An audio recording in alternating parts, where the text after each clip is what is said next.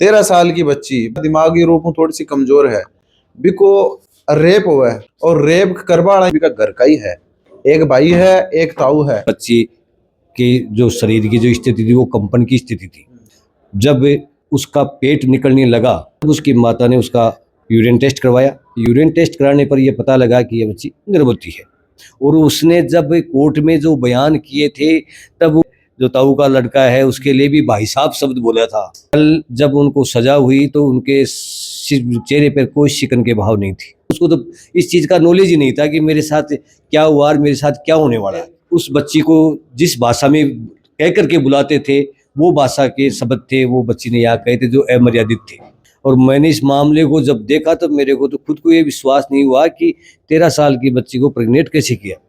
Court ने दिनांक 17/12/2024 को यह आदेश सुनाया।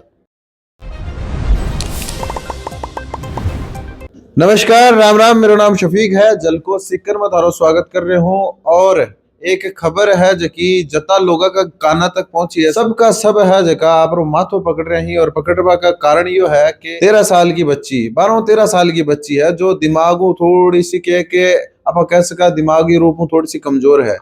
बिको रेप हुआ है और रेप करवा रही कोनी का कोई दूसरा कोई शातिर कोई बदमाश है कोनी भी का घर का ही है।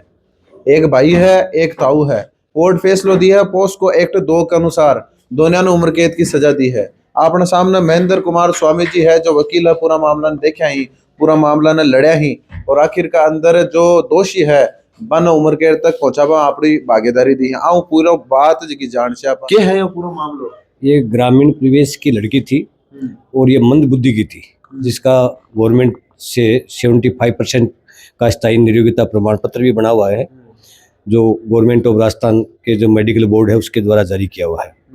ये बच्ची के इसके पिता का देहांत हो गया। इसकी माताजी थी वो नरेगा में मजदूरी करने जाती थी जो सुबह 8 बजे से लेकर के शाम को 3-3:15 बजे तक आती थी। ये बच्ची स्कूल जाती थी। स्कूल से जब छोड़ के बीच में भी आ जाती थी क्योंकि मानसिक उसकी स्थिति सही नहीं थी।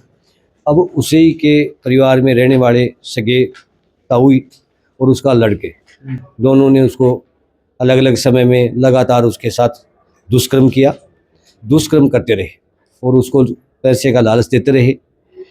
उससे पीड़िता को इस बात का ज्ञान नहीं था कि मेरे साथ क्या दुष्कर्म हो रहा है। जब उसका पेट निकलने लगा तब उसकी माता ने उसका यूरिन टेस्ट करवाया। यूरिन टेस्ट कराने पर यह पता लगा कि यह बच्ची गर्भवती है। तब उसने इस आशय की थाने में संबंधित थाने में जाके रिपोर्ट दी। और जब बच्ची ने बताया कि मेरे साथ इन्होंने कई बार लगातार बार इन्होंने मेरे साथ दुष्कर्म किया, तब रिपोर्ट दर्ज हुई। रिपोर्ट होने पर आरोपी अरेस्ट हुए। अरेस्ट होने के बाद में जब बच्ची के विकृत चित्त हालत को देखते हुए माननीय उच्च न्यायालय जयपुर पीठ के द्वारा उसका अबॉर्शन की परमिशन दी गई और उसका अबॉर्शन किया गया। कितना टाइम बाद हुआ अबॉर्शन? करीबन ये 7-8 महीने का था। 7-8 महीने तक जो भी गर्भ के अंदर जो हो वो अंदर रहा। उसके बाद में यहाँ पर आरोपीगण के विरुद्ध माननीय न्यायालय विशिष्ट न्यायाधीश पोक्सो नंबर 2 के समक्ष चार्जशीट पेश हुई। उसमें पीड़िता के, उसके माताजी के और अन्य जो गवाह थे सभी करीबन 18 गवाह हमने एग्जामिनेशन करवाए और 42 दस्तावेजी साक्ष्य पेश किए। 42 दस्तावेजी साक्ष्य के आधार पर कोर्ट ने उनको दोषी माना सभी धाराओं में। और दोषी मान करके कोर्ट ने दिनांक 17/12/2024 को यह आदेश सुनाया कि शेष प्राकृतिक जीवन तक इनको अलाई किया जाता है और 2-2 लाख रुपए अर्थदंड के रूप में जुर्माना किया और 5 लाख रुपए प्रतिकृति स्कीम के अंदर बच्ची की दिलाने के लिए, पीड़िता को दिलाने के लिए अभिशंसा की, जो माननीय न्यायालय द्वारा बहुत ही अहम फैसला और ऐसे जघन्य अपराध की श्रेणी में आने वाला जो अपराध था, जो खुद के रक्षक ही भक्षक बन गए और जो पेड़ खेत को ही खा जाए वो चरितार्थ ये बात हुई। उम्र कितनी के दोनों आरोपियों की? एक की करीबन दस्तावेजों में 59 साल लिखी हुई है। 59 साल उम्र है। हाँ, वो ताऊ की 59 साल है और उसके बेटे की 25 साल है। 59 साल को आरोपी है जगह दस्तावेज के अंदर 59 साल, और बच्ची की उम्र है 13 साल। और मानसिक रूप वो देख रही है, लाग जा गया बच्ची मानसिक रूप बिल्कुल, जब वो बच्ची चलती है तो वो ऐसे धूज के चलती है, हिल के चलती है और बोलती है तो 10 बार पूछने पर भी एक बात का जवाब देती है। तो कोर्ट के अंदर कदम बयान वगैरह के लिए ले रहे हैं? बयान आया, कोर्ट ने उसको सुना, उनको देखा, उसकी स्थिति देखी। कोर्ट ने के जो जज साहब थे उन्होंने खुद ने उसके बयान अपने पास बैठ करके करवाए। फिर उसकी भाषा समझी, भाषा भी गांव ग्रामीण परिवेश की थी, उसको पता नहीं था कि भाई क्या क्या बोला जाता है। उसके जगह से उसके कई ऐसे शब्द भी आए जिसमें अमर्यादित शब्द थे, जिसका टंकित नहीं किया जा सकता बयानों में। उसको कोर्ट ने उसका नोट भी डाला। मर्यादित जो शब्द है जकाबे लोग माने सिखाया गया। वह उस बच्ची को जिस भाषा में कह करके बुलाते थे वो भाषा के शब्द थे, वो बच्ची ने यहाँ कहे थे जो अमर्यादित थे। जो आरोपी थे तो मामला ने कितने सालों चालू है पूरा मामला? वो करीबन ये मामला 2 साल चला। जो आरोपी है दोनों बाको रिएक्शन क्या होते तो सामने भी देखे वाला? कल जब उनको सजा हुई तो उनके चेहरे पर कोई शिकन के भाव नहीं थी। कोई पक्ष रखबार हो बाको परिवार को भी साथ होते? कल कोई नहीं था। पहले कोई साथ में? पहले उसके जो दो लड़कियां आती थी उनके परिवार से, एक की पहले जमानत हो चुकी थी। फिर कोर्ट ने सजा के बिंदु पर उसको जब सजा सुनाई, भाई सभी को आपको वो किया जाता है, दोषी मानते हैं, तब उसने कस्टडी में ले लिया। जो उनका जो बेटा था उसकी शादी नहीं हुई थी। जो मेन आरोपी था उस जो बुजुर्ग था उसकी पत्नी का पहले कई सालों पहले देहांत हो गया था। राजपाल जी भी है, आपको भी योगदान रहे है पूरा मामला के अंदर? आपको तो ये सुनते ही ऐसा अजीब लगा, लेकिन हमने उस लड़की को देखा था पहली बार, उसकी हालत देखी थी, उसी दिन से हमने मानस बना लिया था कि हमें जैसे भी हो मेहनत करनी है। इसमें हमने एक पैसा भी उससे नहीं लिया, जबकि उसमें रात दिन मेहनत करके परसों भी हमने नोट्स तैयार किए रात को, और उसमें अधिक से अधिक सजा दिलाने के लिए प्रयासरत रहे, क्योंकि उसकी स्थिति अति दयनीय थी। क्या हालात है घर का? घर के हालात ऐसे हैं कि उनके छप्पर है, घर में पक्के मकान भी नहीं है। मम्मी है, मम्मी नरेगा में नौकरी करती है। पिताजी खत्म हो चुके हैं। भाई है, भाई भी दिमाग से मिसएबिलिटेड है। और हाँ, क्योंकि भाई लगभग 50% है और बहन लगभग 75% के लगभग। वैसे देखें तो वे ये उसकी बेटी थी, क्योंकि भाई गुजर गया, उससे छोटा भाई था वो गुजर गया। उसके बाद में उसका संरक्षक पिता यही था, संरक्षक की जगह। लेकिन उसने उस स्थिति को नकारते हुए राक्षस की प्रवृत्ति से ऐसा दुष्कर्म किया। जिस दिन बच्ची को हमने बयान कराने के लिए आए थे, माता और उसका भाई साथ आए थे, पकड़ के लेकर आए थे दोनों हाथों से, दोनों भुजाओं को पकड़ के लेके गए थे। बच्ची की जो शरीर की जो स्थिति थी वो कंपन की स्थिति थी। जब कोर्ट ने उसको देखा तो इजलास खाली करवाई, क्योंकि कैमरा प्रोसीडिंग थी। फिर उन्होंने कोर्ट ने वहाँ बड़ी शांति से उस बच्ची को पुचकार करके उसको थोड़ा सांत्वना दे करके उसके जो बयान लिए, तब सब भावुक हो गए। कोर्ट रूम पूरे भावुक हो गए? बिल्कुल सर।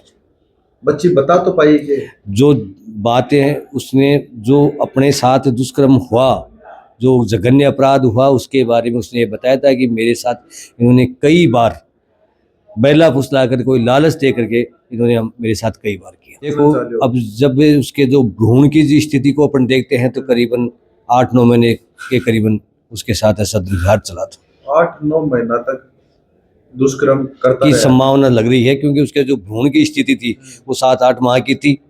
तो उसकी स्थिति को देखते हुए ये ऑटोमेटिक, हाँ, पहले से। सब कठिनाई का है यही पूरा मामला के अंदर। सबसे बड़ी कठिनाई तो हमारे पास जब पीड़िता होती है जिसके साथ ऐसा जघन्य अपराध हुआ, वो यदि अपने चित्त ही उसका विकृत है तो वो बताने में, उसको पूछने में, उसकी भाषा शैली, उसके लैंग्वेज, उसमें बड़ी हमारे को समस्या हुई। फिर उसको अपन एक एक बात को समझे, क्योंकि जो उनकी भाषा थी वो हमारी भी समझ में नहीं आ रही थी, तो कोर्ट को क्या समझे। फिर उस भाषा को हमने पढ़ा कि भाई ये क्या कहना चाहती है। दिमाग पे जो सारा प्रकरण हुआ है बिको भी कोई प्रभाव पड़े है?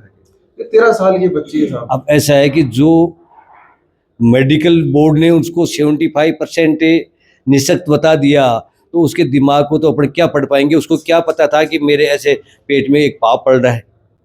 दुष्कर्म की वजह से। तो उसको तो इस चीज़ का नॉलेज ही नहीं था कि मेरे साथ क्या हुआ और मेरे साथ क्या होने वाला है। आज भी उसको इस बात का पता नहीं है कि भाई मेरा प्रकरण चल रहा है, क्या हो रहा है।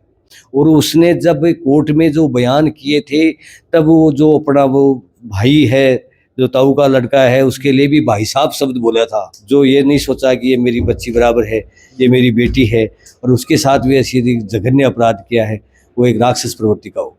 और मैंने इस मामले को जब देखा तो मेरे को तो खुद को ये विश्वास नहीं हुआ कि 13 साल की बच्ची को प्रेग्नेंट कैसे किया। मेरे तो ये 3 दिन में को ना 1 महीने तक समझ में नहीं आई कि ये कहानी क्या है। सब एक चीज और है, जहाँ आप बात कर रहे हैं कानूनी रूप में बात कर रहे हैं, साइंटिफिक रूप में आप बात कर रहे हैं, 13 साल की बच्ची प्रेग्नेंट हो जाएगी। अब वो तो क्या है कि भाई आजकल तो होने के लिए तो हो सकती है, क्योंकि मेडिकल साइंस कहती है हार्मोन्स होते हैं, हार्मोन से यदि स्रावित हो जाए तो हो सकती है। मेडिकल लाइन कोर्ट में थे प्रूव कर पाए हो कि बच्ची प्रेग्नेंट थी? बच्ची हमने मेडिकल में प्रेग्नेंट ये किया है कि साहब ये इसकी प्रेग्नेंट की रिपोर्ट है, और माननीय उच्च न्यायालय के आदेश के अनुसार इसको अबॉर्शन किया गया है, वो प्रमाणित।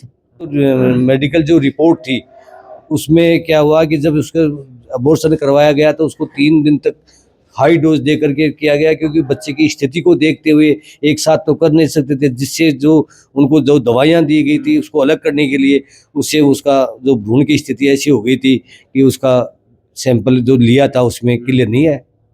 और यह बात जी को नहीं साबित हो पाई। हाँ, कि भाई ये भ्रूण किसका था, क्योंकि जो उसमें जो उनको दवाइयों की वजह से जो जहर उनको दिया गया था उसको अलग करने के लिए, उससे वो पूरा जो भ्रूण था वो स्थिति डिस्पोज टाइप में हो गया था। बिल्कुल 3 दिन का समय लग गया। 3 दिन के समय बहुत बड़ा होता है साहब। तो एक के बाद कोई सामला पक्ष की तरफ ये बात को कोई ऑब्जेक्शन बोली कर, कोई ऑब्जेक्शन नहीं है, साबित कौन पर कर पाया नहीं उसका उनका ऑब्जेक्शन तो था, लेकिन जब शुरू में जो रेप उन्होंने किया था और शुरू की जांच में जो प्रमाणित पाया गया तो उनके द्वारा ही किया गया था, उसके अलावा बच्ची ने किसी जांच में प्रमाणित पाए गए कि दोनों ही करे। बिल्कुल बिल्कुल बिल्कुल। ये मामला थारा समक्ष रखवा को उद्देश्य सिर्फ और सिर्फ आ है कि समाज के अंदर जितना भी दरिंदा प्रवृत्ति का लोग यहाँ की नजर बिछाया बैठे हैं, सारा का सारा आगा हो जावे।